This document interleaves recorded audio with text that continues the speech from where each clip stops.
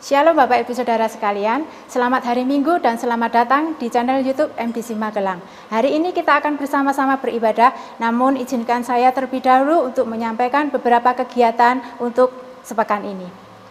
Doa pagi diadakan secara online dari hari Senin sampai dengan Sabtu pukul 5 sampai dengan selesai. Dan doa malam diadakan secara online setiap hari pukul 8 sampai dengan selesai dengan ID Zoom di bawah ini. Kita tahu bahwa persembahan merupakan sebagian dari ibadah dan ucapan syukur kita kepada Tuhan. Maka marilah kita memberikan yang terbaik kepada Tuhan. Saudara bisa memberikan persembahan melalui nomor rekening di bawah ini. Demikian pengumuman yang dapat saya sampaikan. Tiba saatnya kita akan beribadah dan memuji Tuhan. Selamat beribadah, Tuhan Yesus memberkati. Shalom, selamat pagi Bapak Ibu Saudara. Kita mau bersama-sama meninggikan nama Tuhan, memuji nama Tuhan, karena kita percaya ada kuasa di dalam nama Tuhan Yesus.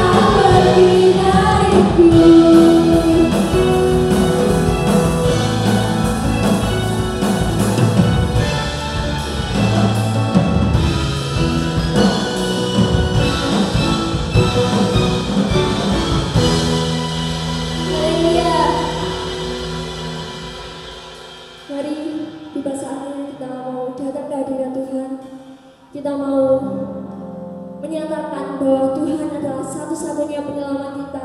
Tidak ada Allah lain yang sanggup menyelamatkan kita di dalam kehidupan kita. Mari kita nyanyikan lagu ini dengan sungguh-sungguh.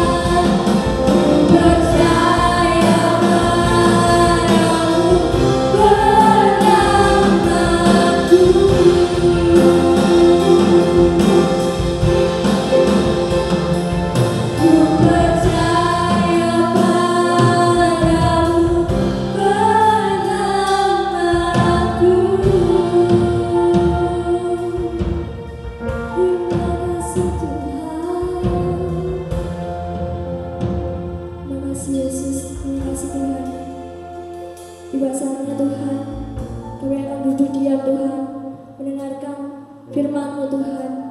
Berkati setiap kami Tuhan, siapkan hati kami Tuhan, supaya firman-Mu Tuhan tidak hanya kami dengar, tapi boleh kami lakukan dalam kehidupan kami Tuhan.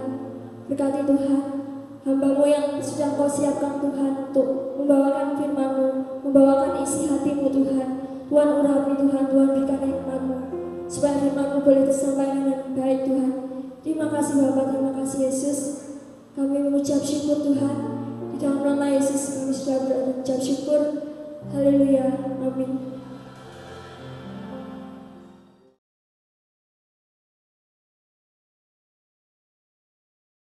Shalom, selamat pagi Bapak Ibu Saudara sekalian. Apa kabar?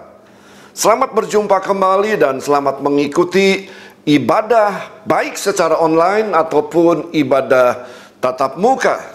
Pagi hari ini kita layak mengucap syukur kepada Tuhan karena kita bisa ibadah kembali tatap muka. Setelah hampir 2 tahun kita hanya bisa ibadah secara online.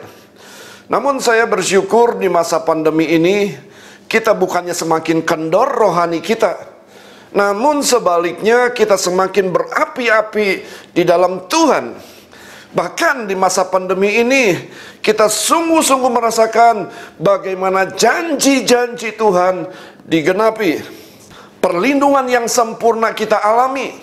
Di siang hari Allah halaukan penyakit sampar yang menular. Dan di malam hari Allah juga halaukan kita dari serangan-serangan panah api si jahat. Artinya siang malam selama 24 jam Allah senantiasa melindungi kita. Belum lagi pemeliharaan yang ajaib Tuhan berikan di masa pandemi ini.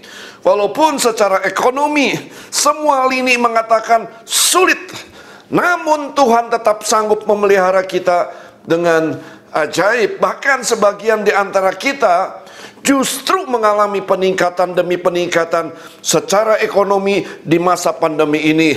Allah itu ajaib. Berkatnya tidak tergantung dengan situasi atau kondisi. Bapak Ibu Saudara sekalian, saya teringat dengan Ishak ketika di Gerar, dan pada saat itu sedang mengalami kekeringan. Namun Allah sanggup memberkati Ishak di masa kekeringan. Dan pada tahun itu Ishak menuai 100 lipat kali ganda dari apa yang ia tabur. Ia menjadi kaya, kian lama kian kaya. Artinya progres dan menjadi sangat kaya. Saya percaya ada banyak orang yang mengalami ayat ini di masa pandemi ini, termasuk saya. Haleluya. Pagi hari ini saya ingin menyampaikan tentang sebuah karakter yang harus dimiliki oleh setiap anak Tuhan. Dan ini hukumnya wajib, saudara. Artinya bukan sebuah pilihan, yaitu tentang kerendahan hati. Yakobus 4 ayat yang ke-6. Tetapi kasih karunia yang dianugerahkannya kepada kita lebih besar daripada itu. Karena itu ia katakan, Allah menentang orang yang congkak, tetapi mengasihi orang yang rendah hati. Sekali lagi, pagi hari ini saya ingin menyampaikan tentang sebuah karakter yang harus dimiliki oleh setiap anak Tuhan. Dan ini hukumnya wajib, saudara. Artinya bukan sebuah pilihan, yaitu tentang kerendahan hati. Seharusnya kerendahan hati itu merupakan identitas orang Kristen. Namun gereja-gereja modern saat-saat ini, kekayaan dijadikan sebuah identitas. Kalau jadi Kristen, harus jadi kaya. Berapa banyak gereja mengajarkan sebuah paham yang sesat, bahwa kalau jadi Kristen harus kaya. Bapak, Ibu, Saudara sekalian, di dalam perjalanan hidup saya seringkali menjumpai bahwa ada banyak orang yang secara pendidikan, mereka bukan orang yang pandai. Bisa saja pendidikannya hanya sampai SMP atau SMA.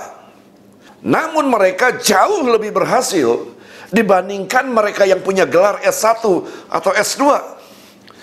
Bapak, Ibu, Saudara sekalian, di dalam perjalanan hidup saya juga sering kali menjumpai bahwa ada banyak orang yang secara pendidikan, mereka bukan orang yang pandai. Bisa saja pendidikan hanya sampai SMP atau SMA.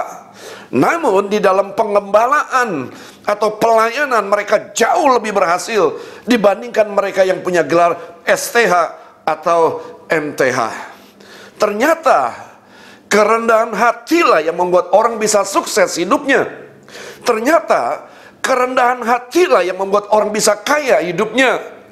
Ternyata kerendahan hatilah yang membuat orang mendapatkan kehormatan di dalam hidupnya. Amsal 22 ayat 4. Ganjaran kerendahan hati dan takut akan Tuhan adalah kekayaan, kehormatan, dan kehidupan. Kesimpulan, Bapak, Ibu, Saudara sekalian, kekayaan yang dibangun tanpa karakter kerendahan hati pada akhirnya akan hancur. Kesuksesan yang dibangun tanpa karakter kerendahan hati pada akhirnya juga akan hancur. Kehormatan yang dibangun tanpa karakter kerendahan hati pada akhirnya juga akan hancur. Sekali lagi, kekayaan yang dibangun tanpa karakter kerendahan hati pada akhirnya akan hancur. Kesuksesan yang dibangun tanpa karakter kerendahan hati pada akhirnya juga akan hancur. Kehormatan yang dibangun tanpa karakter kerendahan hati pada akhirnya juga akan hancur. Bapak, Ibu, Saudara sekalian, saya teringat dengan seorang yang bernama Ferry Afandi dari Medan. Bapaknya adalah seorang tukang beca motor, saudara. Siapakah Ferry Afandi? Dia adalah juara AFI, Akademi Fantasi Indonesia yang pertama yang diadakan oleh Indosiar. Saat itu dia mendapatkan banyak hadiah karena dia juara 1, saudara. Ia menerima uang yang sangat besar dan juga ia menerima sebuah mobil. Suatu saat dia datang ke lokasi Indosiar untuk membuat suatu rekaman. Dan seperti biasanya akan ada seseorang yang bertanya tentang maksud dan tujuan datang ke Indosiar. Namun dengan sombongnya orang ini, saudara, menjawab, "Kamu tidak tahu saya. Kamu tidak kenal saya. Saya adalah juara AFI yang pertama." Dengan sombongnya kata-kata itu diucapkan oleh Ferry Afandi. Bapak, Ibu, Saudara sekalian, seharusnya ini adalah sebuah kesempatan baginya untuk mengubah nasibnya seperti juara-juara idol lainnya, saudara. Tetapi karena sombong, kesempatan itu menjadi hilang. Dan sekarang, saudara, Ferry Afandi menjadi penjual nasi uduk di pinggir jalan. Maka tepatlah apa yang dikatakan oleh Alkitab. Tinggi hati mendahului kehancuran, tetapi kerendahan hati mendahului kehormatan. Apa itu kerendahan hati? Kerendahan hati bukanlah sebuah penampilan. Orang yang suka manggut-manggut. Bisa saja orang miskin, namun jauh lebih sombong daripada orang kaya, saudara. Bahkan minder itu juga adalah sebuah kesombongan yang ke dalam. Orang minder biasanya tidak mau bergaul karena ia takut dihina. Lalu ia memilih untuk menyendiri. Dulu sikap saya seperti itu. Namun setelah dipulihkan Tuhan, saya berubah. Orang mau hina saya, ya silakan, saya tidak akan bereaksi. Kalau ada orang menghina saya karena saya miskin, nggak masalah. Yang penting saya kaya di dalam Tuhan. Yang penting identitas saya anak Allah. Yang penting saya adalah ahli waris kerajaan surga. Oleh sebab itu, penting sekali identitas kita di hadapan Tuhan. Kerendahan hati adalah sebuah sikap hati. Sekali lagi, kerendahan hati bukanlah penampilan, namun kerendahan hati adalah sebuah sikap hati. Saudara akan tertipu kalau saudara jadikan penampilan sebagai patokan penilaian sebuah kerendahan hati seseorang. Bapak ibu saudara sekalian, saya akan mencoba mengartikan apa itu kerendahan hati dengan cara mengupas lawan kata dari kerendahan hati, yaitu kesombongan. Ada yang mengatakan bahwa kesombongan adalah sumber dari segala dosa yang lain. Kesombongan mengakibatkan Kain membunuh Habel karena tidak terima persembahannya tidak diindahkan oleh Tuhan. Kesombongan membuat orang banyak berbohong, saudara. Misalkan ada orang yang bertanya tentang gajimu berapa. Karena kita tidak mau dihina, maka orang tersebut mencoba menutupinya dengan cara berbohong. Kesombongan membuat orang banyak yang korupsi atau mencuri supaya kelihatan kaya. Ada orang yang menghalalkan berbagai macam cara, termasuk mencuri, termasuk korupsi. Lalu hasilnya dibelikan barang-barang mewah supaya kelihatannya ia seorang yang kaya. Ada orang yang merasa bangga kalau ia bisa menaklukkan banyak wanita. Ada orang yang merasa bangga kalau ia menaklukkan pria-pria. Semua itu dimulai dari kesombongan. Bapak ibu saudara sekalian, bahkan iblis jatuh ke dunia karena dosa kesombongan. Bahkan kalau saudara sombong, Alkitab katakan bahwa saudara menjadi seteru Allah. Atau dengan kata lain, saudara menjadi lawannya Allah. Bagaimana kita bisa mengalami anugerah Tuhan kalau kita ada di posisi sebagai seterunya Allah? Bahkan anugerahnya hanya akan diberikan kepada orang yang hidup dalam kerendahan hati.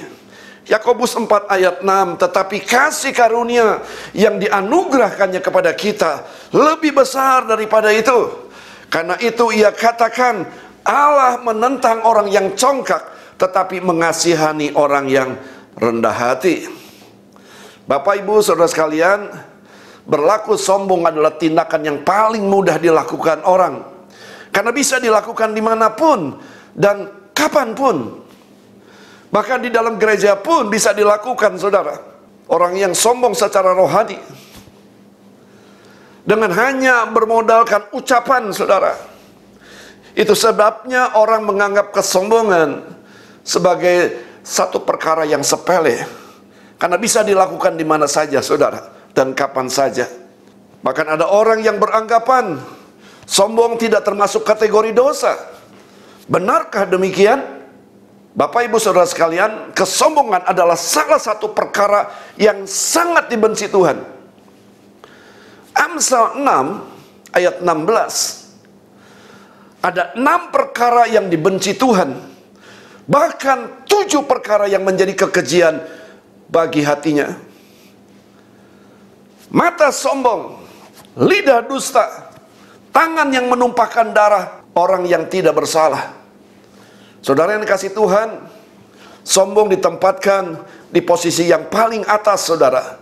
Menunjukkan bahwa dosa kesombongan adalah dosa yang sangat serius. Ciri-ciri orang yang berlaku sombong adalah merasa diri hebat, merasa diri paling benar, merasa diri patut dihormati.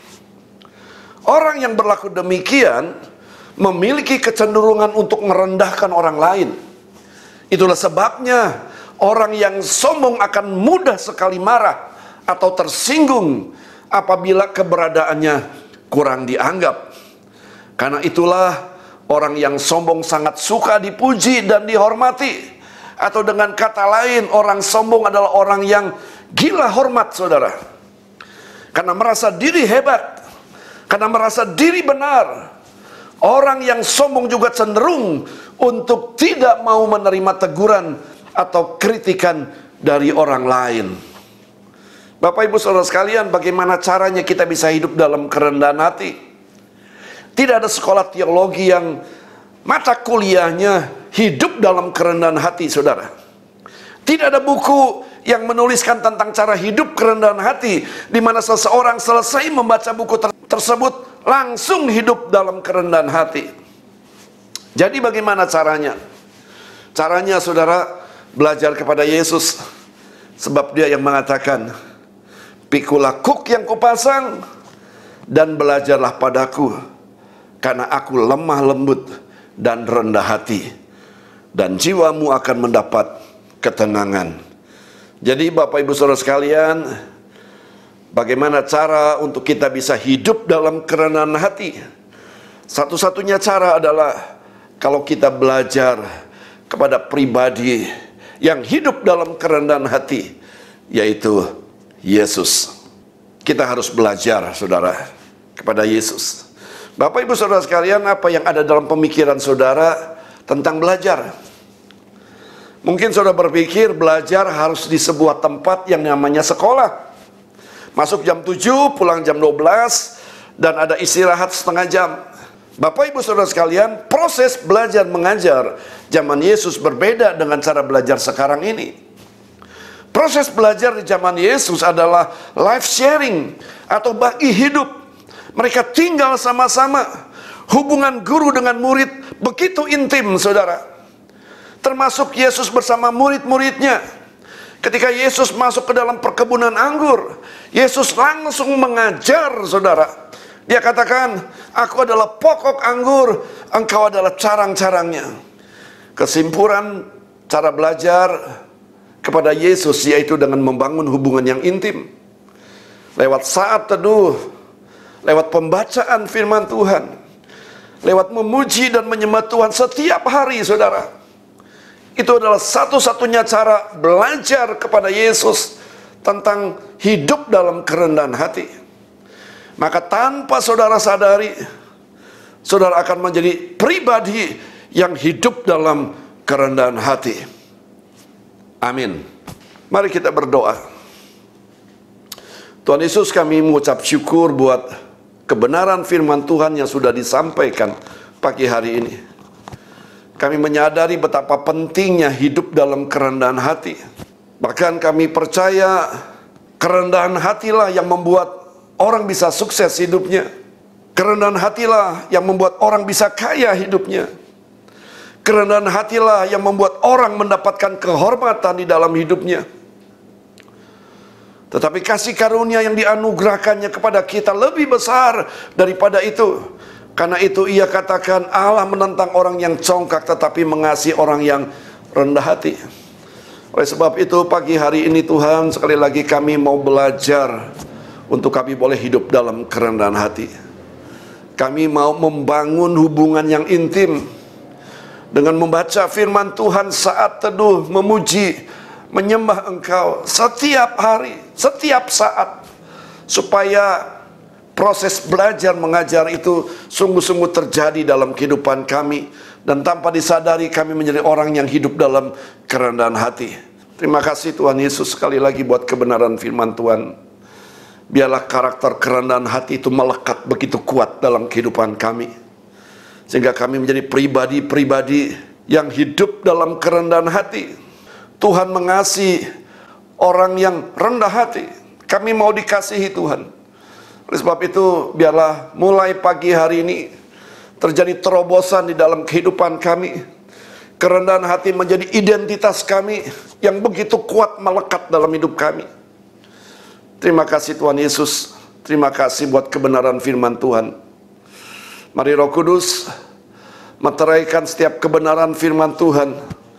Bahkan mari Roh Kudus, Engkau memberikan kekuatan kepada kami, kemampuan kepada kami, untuk kami boleh terus belajar kepada Engkau ya Yesus, supaya kami menjadi orang yang rendah hati. Terima kasih Tuhan. Hamba berdoa untuk seluruh jemaat MDC Magelang, biar mereka memiliki karakter kerendahan hati, supaya hidup mereka boleh mengalami keberhasilan. Sebab kami tahu itulah kunci. Ganjaran kerendahan hati dan takut akan Tuhan adalah kekayaan, kehormatan, dan kehidupan. Terima kasih Tuhan Yesus. Berkati jemaat ini supaya mereka boleh mengalami hidup yang berkelimpahan. Bahkan di masa-masa pandemi ini, pemeliharaan Tuhan yang ajaib boleh mereka alami dalam hidup mereka. Bahkan perlindungan yang sempurna juga Tuhan akan berikan atas jemaat MDC Magelang sepanjang 24 jam, siang dan malam. Perlindungan yang sempurna akan Tuhan berikan. Terima kasih Tuhan Yesus. Terima kasih hamba berdoa untuk saudara-saudara kami yang sedang mengalami sakit. Mari kiranya kuasa bilur Yesus boleh menyembuhkan mereka. Sembuhkan mereka ya Tuhan.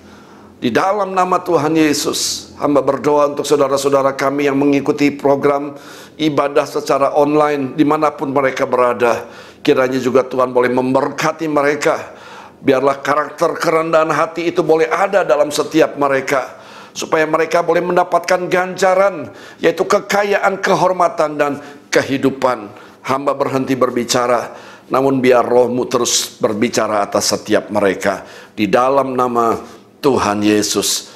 Mari saudara yang dikasihi oleh Tuhan, angkat kedua belah tangan saudara untuk menerima berkat.